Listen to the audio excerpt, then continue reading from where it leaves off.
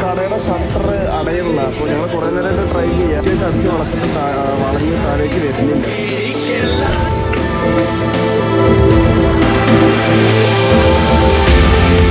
ഈ വീഡിയോ നിങ്ങളൊക്കെ കണ്ടിട്ടുണ്ടാകും. വടക്കഞ്ചേരിയിലെ കടയിലാണ് ഈ സംഭവം ഉണ്ടായത്. ഈ ഷട്ടർ അടഞ്ഞ് ഉള്ളിലൊരാൾ ലോക്കായി കിടക്കുന്നു. ഇതിനിടയിൽ ഫയർഫോഴ്സിനെ വിളിച്ചു. ഫയർഫോഴ്സ് എത്തിയാണ് ആ ഷട്ടർ തുറന്നപ്പോൾ അത് മുകളിൽ ലോക്കായി. പിന്നീട് വീണ്ടും അവിടെ നിന്ന് താഴേക്ക് ഇറക്കിയതും ഫയർഫോഴ്സ് തന്നെ. എന്താണ് ഉണ്ടായത്? സംഭവം എന്താ വെച്ചാൽ ഞങ്ങളന്ന് രാത്രി ഒരു 10:30 ഉണ്ടാവും.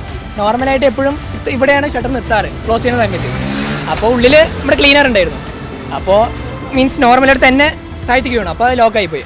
അപ്പോൾ ഞങ്ങൾ ഫ്രണ്ട്സ് എല്ലാവരും ഉണ്ടായിരുന്നു. അപ്പോൾ ഞങ്ങൾ കുറേ നോക്കി, കുറേ ട്രൈ ചെയ്തു. എന്നിട്ട് വേറെ വഴിയില്ലാത്തതുകൊണ്ടാണ് ഫയർഫോഴ്സിനെ വിളിക്കേണ്ടി വന്നത്. അപ്പോൾ ഒരു മാക്സിമം ഒരു 20 മിനിറ്റ് വന്നു. അവർ നോക്കി റെഡിയാക്കി നേരെ മേലേക്ക് വയ്ക്കുമ്പോൾ മേലെ പോയി ലോക്കായി. അതാണ് സംഭവിച്ചത്. അപ്പോൾ എന്നിട്ട് എത്ര നേരം പെട്ട് കിടന്നു? ഏകദേശം ഒരു 12:15 വരെ കിടന്നു. അങ്ങനെ കിടന്നു. വന്നു ഭയങ്കര രീതിയിൽ അത് ഭയങ്കര വൈറലായി.